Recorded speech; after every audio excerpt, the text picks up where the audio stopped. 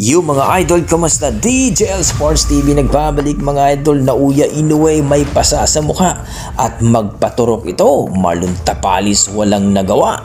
Pinagkaguluhan ng mga media ng Hapon. Cuadralas Casimero, title fight pala ang pinoponterya. Yan ang ating pag-uusapan ngayon mga idol. Pero kung bago kayo napadpad sa ating YouTube channel, baka pwedeng makahiling isang like, subscribe at pakipindot na rin ang ating notification bell mga idol para ma-update kayo sa ating bagong video na katulad nito. Well mga idol, 5 days na lamang ang natitira at masaksihan na natin ang labanan sa ating pambato na si Marlon the Nightmare Tapalis kontra kay Naoya Inoue, ang monster ng Japan, na kung saan mga idol undisputed bout nga ang kanilang paglalabanan ngayong December 26 doon sa Tokyo Arena, Japan, na kung saan mga idol talaga namang sinabi ng ating pambato na talagang gagawin niya ang lahat na manalo sa kanyang laban. History nga ito mga idol, na kung saan ay may chances talaga itong ating pambato na si Tapalis sapagkat bit-bit niya ang tapang at 110% condition na daw mga idol ang ating pambato, na kung saan ay ready na itong pulbusin ang naturang Hapon, ang monster kuno ng Japan. Well mga idol, wika nga ng ating mga boxing fans na talaga naman itong ating pambato ay talagang excited na nasugupain ang monster kuno ng Japan mga idol. Speaking of monster Naoya Inoue mga idol, ay nagkaroon po ng pasa ito.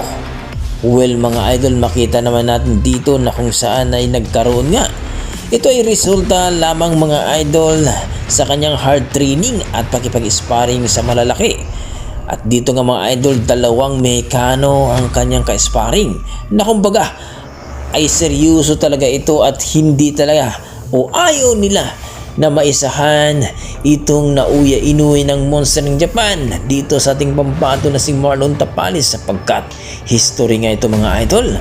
Kung manalo itong si Naoya Inoue ay magiging second undisputed na ito ang kanyang record. Well mga idol, hindi po natin pwedeng baliwalain ang ating pambato na si Marlon the Nightmare Tapalis sapagkat veterano at malupit ang kanyang mga galawan ngayon.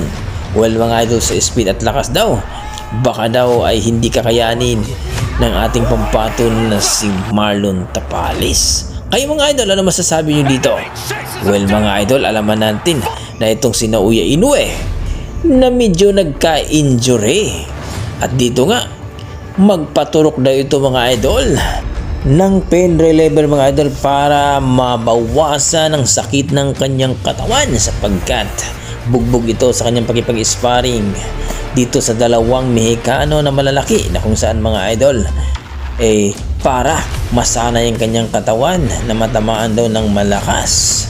At dito nga mga idol ay talagang seryoso at pinaghahandaan po ang ating pambato na si Marlon Tapalis sa kanilang undisputed.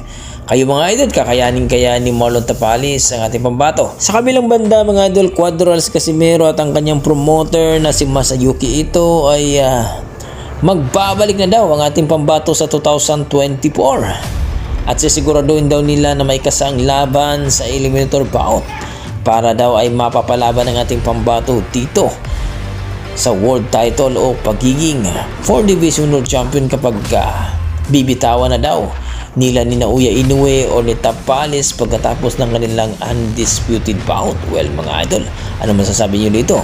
Maikasa kaya ng promoter ni Casimero na si Masayuki Ito ang eliminator bout dito ni Cuadralas Casimero? I-komento mo na sa baba mga idol para ating pag-usapan. Maraming salamat.